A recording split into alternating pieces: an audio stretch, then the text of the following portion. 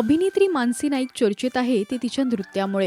Social मीडियावर ती तिचे डान्स व्हिडिओज अनेकदा शेअर करत असते. याच सोबत तिने अनेक रियालिटी शोजमध्ये सुद्धा भाग घेतलाय. तर आता अमृता फिल्म या यूट्यूब चॅनलला मुलाखत देताना मानसीने रियालिटी शोबद्दल तिचं मत व्यक्त केलंय आणि पुन्हा रियालिटी शो न करण्याचं कारण सुद्धा स्पष्ट केलंय.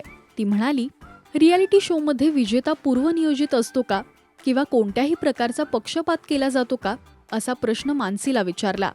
यावर ती म्हणाली, रियालिटी शोमध्ये पक्षपात केला जातो की नाही हे मला खरंच माहीत नाही, कारण मी जे रियालिटी शो केले तिथे असं काही घडलंच नव्हतं.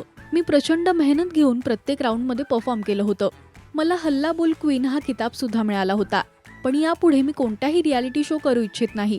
रियालिटी शोमध्ये सहभागी झाल्यावर खूप वेगळ्या प्रकारचा तणाव आपल्या डोक्यावर येतो. मी सहभागी झाली होती तो छोट्या पडद्यावरचा एकमेव रियालिटी शो होता ज्यात 20 अभिनेत्री सहभागी झाल्या होत्या.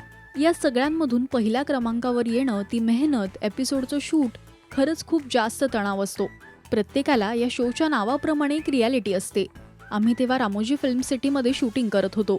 जवळपास 300 ते 350 लोकांचं युनिट तिथे काम करत होतं. 3.5 महिने तिथे एपिसोडचं शूटिंग झाल्यानंतर आमचा महाअंतिम सोहळा मुंबईत रवींद्र नाट्य मंदिरला पार पडला होता.